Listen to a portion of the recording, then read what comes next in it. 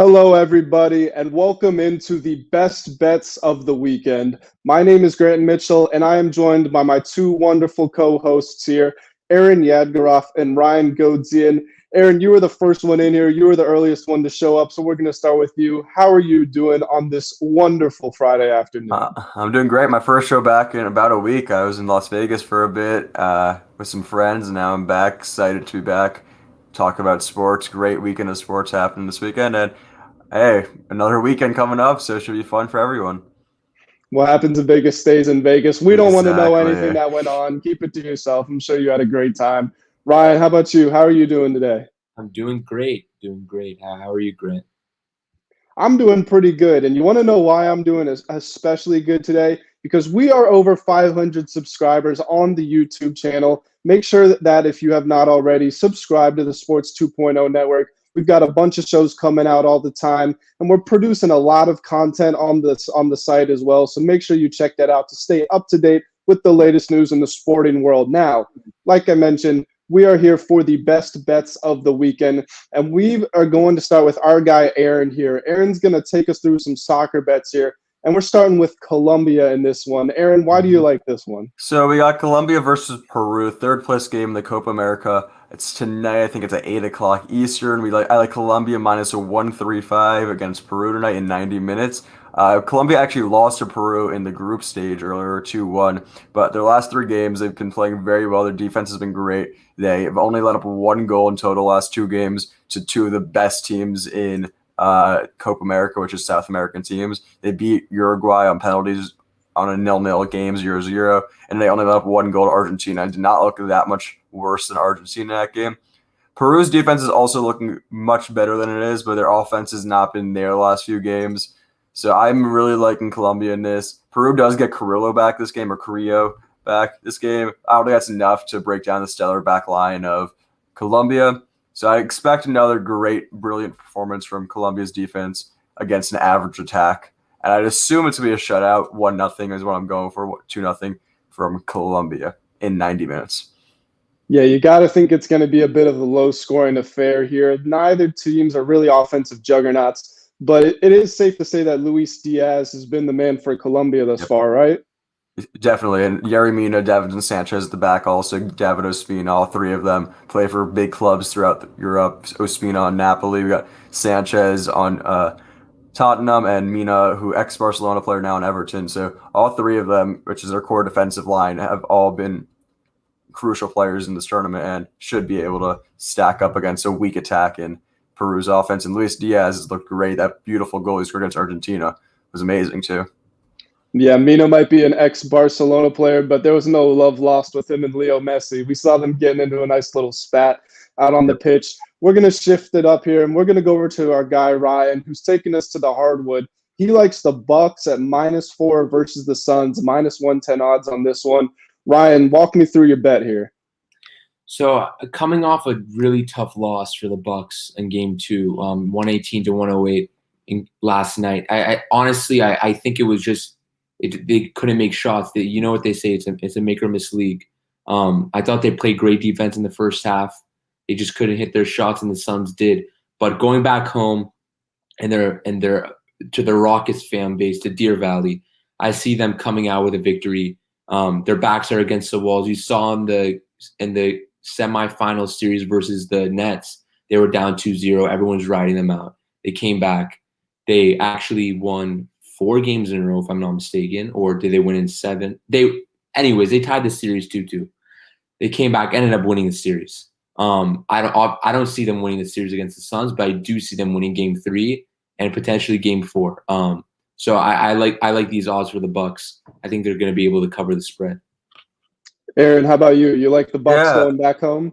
I definitely like the Bucks. I think the few things that you got to be aware. I think Giannis will still have a monster game. He scored 20 in the third quarter last game. I think he scored 42 in total, 15 of 22 shooting. I think he needs to get his teammates more involved in the game. I think Middleton, Drew Holiday, Brook Lopez all have to have much better games for them to win this game. The Bucks are also very known to have a really bad three-point defensive team, which you could have saw last night. The Suns shooting 20 for 40 last night, which is 50%, which is a team you definitely do not want to give up a team 50% of their three-pointers. And if they shoot 40 of them as well, that's crazy. So the way the Bucks will win this game is if they defend the 3. I think they should win it. I think they will win this game. -4 is a good line. I think it'll be around there. I think the Bucks will win this game probably by 5 or 6 points, probably. Yeah, you really couldn't ask much more out of Giannis. He had that hyperextended knee. He came back early, and he goes off for 42 and 12. You mentioned he scored 20 points in the third quarter. That's the most that anyone has scored in a quarter since Michael Jordan dropped 22 against, guess who, the Phoenix Suns in the 1993 NBA Finals. So really, if you're Phoenix, you got to think you're in a good spot moving forward during this one. And one thing we have seen from Phoenix is they've been incredible at holding on to leads when they get one. So Aaron was talking about his keys for this game.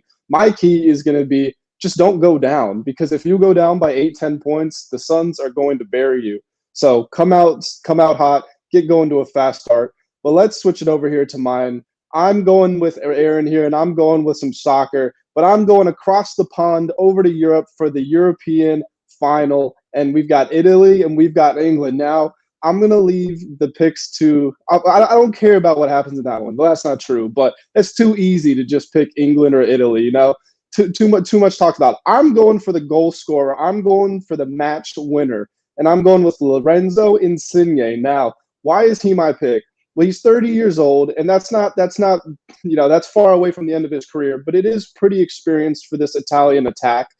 They've got a lot of younger guys moving forward. I like his partnership with Ciro Immobile up front, but Insigne is tied for the team leading goals. And if you look at the last 6 goals that they've scored in their last 4 games, they've all come from wingers or attacking midfielders. Nothing has come from set pieces with defenders. Nothing's come with their target man. Italy really plays well on the break, and I think that him against Kyle Walker is going to be a great matchup down the flank. But I think Insigne has one of his signature moments, cuts inside, curls it into the far corner. He wins the game for Italy. Aaron, what do you think of that one? I'm a little biased here. As you know, at least I'm rooting for England. I've been rooting for England the whole time. It's coming home, in my opinion, or I wanted it to come home. I think it'll be a good game. I made sure I didn't put a bet down for this game because I don't want any biasness. Insigne is an amazing player, as you say. He's a little over his prime. You could say 30 years old. He might have one more tournament in him in the World Cup in 2 years in Qatar. But plus 440 is not bad odds for him.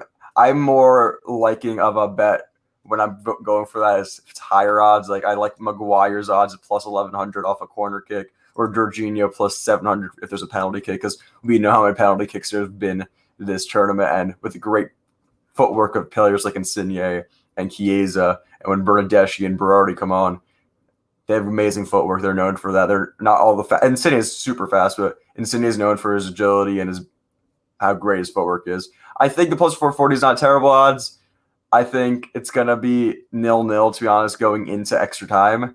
And I think England will win in extra time 1-0. So I don't even see Italy scoring this game. So I do not like this bet. I think the only way to score is a penalty or a set piece.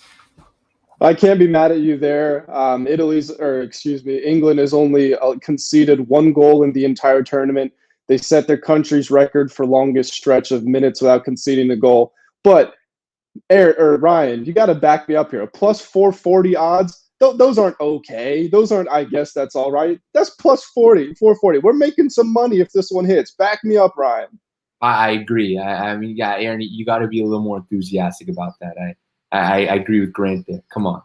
We're out for blood this weekend, huh? We're not going for minus 110s. We're going for plus 440. Yeah, this is the first best bets for the weekend. I'm not taking a prop for a goal scorer. I usually take the huge odds ones. So I love these bets. I just am, as I said, I'm biased. I don't think Italy's going to score this game. So plus 440 is not something I love. Aaron, it sounds like you lost a lot of money in Vegas. That's what it sounds. That's probably what it is, Ryan. That's why he's on the panel. He always knows what's going on. Just for that, we're going to go back to Ryan, and he's going back for more Bucks and Suns, keeping it strictly on the basketball court, and we're going over on this one. Ryan, tell me about this one. Well, you look at the past 2 games; it was just slightly over the point total of, I believe, 223 points in game 1 and 226 in game 2. So I do like them going over again. Obviously, nowadays the 3-point shot's so prevalent, and the Suns have great shooters, and the Bucks have capable shooters as well. They just haven't been hitting their shots. But I see them going back home and shooting a lot more efficiently. I do like the over here. But we got to go to the odds king Aaron over here. Are these good odds? -112. It's not as good as plus 440, but like this is obviously more of a 50-50 bet than Lorenzo Insigne anytime goal scorer. I actually am not that. I really don't love this bet. I'm not a big over/under on points type of guy in general. And also, if you look at last game, Mikal Bridges was the second leading scorer for the Suns last game at 27 points. You shouldn't expect that to happen again. So like if it's the similar type of game as last game, and you shouldn't expect Mikal Bridges to be going off for 27 points again. And Devin Booker also rarely shoots as many threes as he did in this game. I think he shot 12 3-pointers, I think 7 of them. So Devin Booker's an amazing scorer. He's more of known for a long 2-point shot, like his idol Kobe Bryant and his old friend, I guess you could say. So I don't love this bet. I think it can easily happen. Like I could see this game going like 110, or 130, or like 120, 110, stuff like that. But it's just not my type of bet, we'll say. Well, I'm like Aaron here. I am notorious on Parlay Power Hour. Check us out every morning at 11:30. I pick over-unders all the time here. And I'm not going to lie, I'm really caught in two minds between this one because Aaron brought up a lot of the reasons why, you got great performances from Mikal Bridges. They made 23s. They shot 50%. Giannis had 42. It's hard to, it seems like it's as good as it could get. I said that about the over after game one, and then look what happened here again. So while common sense might say we're due for an under, the teams have been scoring well against each other so far, and with Milwaukee going home, first of all, their 3-point shooters shoot much better at home, but Giannis also tends to perform well in front of his home crowd. So if I was pressed here, I would actually have to take the over, even though you might initially think that the under's the better one. But that's just my 2 cents. I had to back up Ryan. He would back me up earlier because Aaron was being mean. So I had to go with Ryan here. I'm the negative Nancy I'm the negative Nancy guy always. Aaron, you don't expect Bridges to go crazy, but I mean you do expect Middleton and Drew Holiday. Exactly, I know. 7 and 17 points. I think that'll make up for it. True, and also Ayton could have a much better game too. So like, there's always both sides of the argument, but I'm just taking the opposite right now. No shade away from Mikal Bridges. I think he's a very underrated. I do too. Yeah, he's a great defender, a good shooter. I don't think he gets enough credit, honestly. Very athletic guy too. Yeah, I like him a lot. Well, sounds like Ryan's almost getting Aaron over to our side. Not quite there yet. We'll keep working on it by the end of the show. Hopefully, he comes around to the side of logic. But we'll go with my one here. This is my second of 2 bets. I like the Giants. We know they're going to be -1.5. The odds have not been announced yet because obviously there is a game tonight. But we know the Giants are going to be favored in this one, and I like them to cover. The Nationals are going to be without Kyle Schwarber, who was on an incredible home run tear. He hit 16 home runs in 18 games. First player since Barry Bonds and Sammy Sosa to accomplish that feat. The Giants, for what it's worth, have been struggling a little lately, but they've been super consistent all year long. They're at the top in pitching and batting most stats, whereas the Nationals are more middle of the pack. I think with the Giants, they have the best record in baseball right now. They're really going to want to enter the All-Star break holding on to that, whereas the Nationals are more, I think, looking forward to a break there. So, yeah, short and sweet on that one. If either of you disagree with me on that. I like it. I don't either. Yeah, I like the take. All right, easy enough. We're going to set it back to Aaron for the last one here. Yeah, he's got Argentina versus Brazil. Walk me through this one. Yeah, we're going back to the Copa America, the final, the biggest rivalry you could argue in all of sports. Argentina versus Brazil, at least on an international phase, we'll say, in all of sports. Argentina versus Brazil. Brazil is definitely a favorite team in this. I think they're more favored because of how great their defense is and the leadership of players like Thiago Silva and Casemiro, and stuff like that. So Argentina definitely has a weaker defense in them, but this could be Messi's first reason I like them. This could be Messi's last Copa America. So Messi, as most people know, soccer fans in general know, Messi does not win much with Argentina. He's very known for only winning the Olympics. And so Messi needs to get a win so he can shut the haters up and stuff like that. I also think they're the better team in this situation. Plus 270 in 90 minutes, I think, is a very, very good bet. I think their offense is very, very talented. Brazil is still without Gabriel Jesus, who got the red card against Chile. And Brazil also has not needed to play many good teams throughout this tournament. Colombia was their hardest match. And once they got out of the group stage, they played against Chile, and Brazil got a red card and still won 1-0. And then they played Peru 1-0 again. So they haven't had to play a tough team, unlike Argentina, who had to play Colombia. So I think it could go either way. I'm definitely leaning towards Argentina because of the Messi situation and no Gabriel Jesus. Obviously, Lucas Paqueta has been playing very well, subbing in for Jesus, scoring a goal in the last 2 games, actually. But Argentina has won their last 5 games, and Brazil have won 4 and drawn 1. And against the weakest team they played in Ecuador, they drew also. So I don't dislike it. And I think the way Argentina wins this game is from their front 3, mainly Messi, Martinez, and Alejandro Gomez. But I think Rodrigo de Paul is going to be the most important player on the field for Argentina, who is a center midfielder for Udinese, probably getting a transfer this summer. I think he'll be the most important player in the field. He's got to put some great balls in and also track back a little more. So I expect Argentina to win this game in 90, but I don't dislike the plus 148 to lift the cup if they win in extra time or if they win in penalties. It's not a bad bet either. Ryan, you got any thoughts on this one? Honestly, it's a very tough game to predict. I mean, in a rivalry like this, it could honestly go either way. I know that Argentina is the favorite, but it could really go either way. You brought up a great point about Messi. It could be his last Copa America. But to address your point about the haters or whatever, I think most people like Messi. I don't. He's a likable guy. I mean, you should see Twitter. I know. He's under any post about Messi or Ronaldo, even if it's not about them two. There's so many freaking haters. How can you hate that guy? Come on, he has a baby face. He's such a nice guy.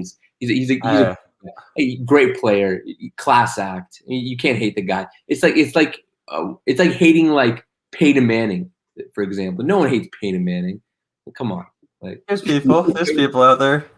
I don't hear people hate Peyton Manning. I hear that they give him a hard time for not winning his second Super Bowl with while riding their defense. But that's not a hate. That's just, I mean, he was on his last leg. But most players that are one of the best in their positions or best in the world have haters. Like the only player in the world I know that has 0 haters is N'Golo Kante. That's the only player in the world I know no one hates. So obviously there's a few haters, but majority I don't. Come on, and Messi Ronaldo is as big or bigger than Jordan LeBron rivalry. Let's reel it back in here. Let's get back to Argentina Brazil here. Because we're gonna spark a whole debate in the comment section that we don't want to be responsible for. Because Aaron's right. It does get pretty ugly when you're talking about Messi Ronaldo. Let's just say they're both top 5 all time.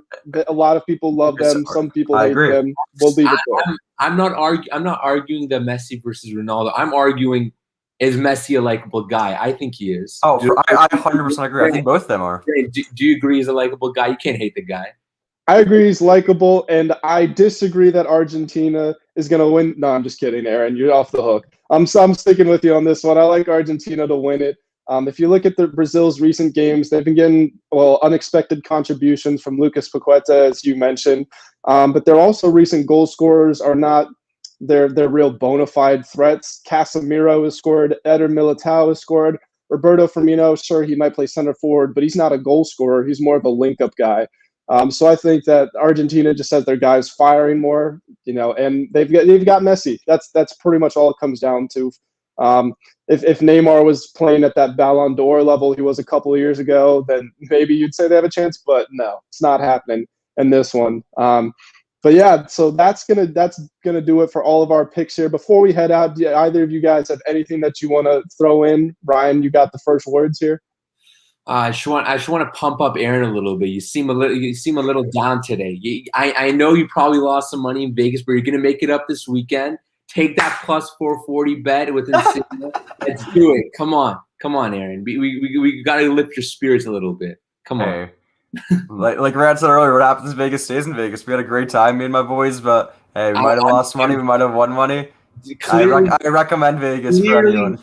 Clearly not enough fun, Aaron. Come on. Now I'm starting to see the smile. Let's go. Yeah, I've been smiling this whole show. Let's go. Well, nothing's more fun than getting some bets down for the weekend, and these have been our best bets of the weekend. Before we head out of here, make sure that you are subscribed to the Sports 2.0 Network. We are over 500 subscribers. We're steadily growing. We're very appreciative for all of your support.